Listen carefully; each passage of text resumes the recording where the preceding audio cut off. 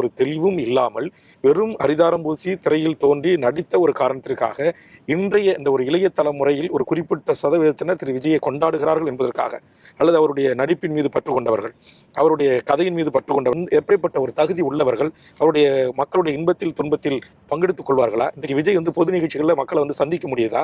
இன்றைக்கு அவருடைய கூட்டத்திற்கு 41 பேர் இறந்ததற்கான துக்க நிகழ்ச்சிக்கு அவர்கள் சென்ற அந்த மக்களுடைய வழிகளை, வேதனைகளை, இந்த துக்கத்தை இன்றைக்கு பங்கெடுத்துக் கொள்கின்ற ஒருவராக அவர்களால் செயல்பட முடிகிறதா?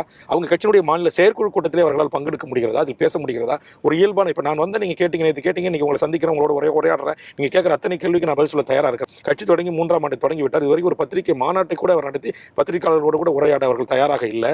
சாதாரண எளிய கிராமப்புற விவசாயிகள், தூய்மை பணியாளர்கள் போராட்டம் பண்ணாங்கன்னா அவங்களுக்கு அவருடைய இடத்துக்கு அழைத்து அவர்கிட்ட உங்க குறை என்கிட்ட வீட்டில் சொல்லிட்டு போங்க பணிவருக்கு என்று ஒரு சொல்லக்கூடிய ஒருவரை இந்த நாட்டுக்கு மக்கள் முதலமைச்சர் ஆக்குவார்கள் என்று சொன்னால் இது இது இது எப்படி இது உலகமே கைகூட்டி சிரிக்கும்.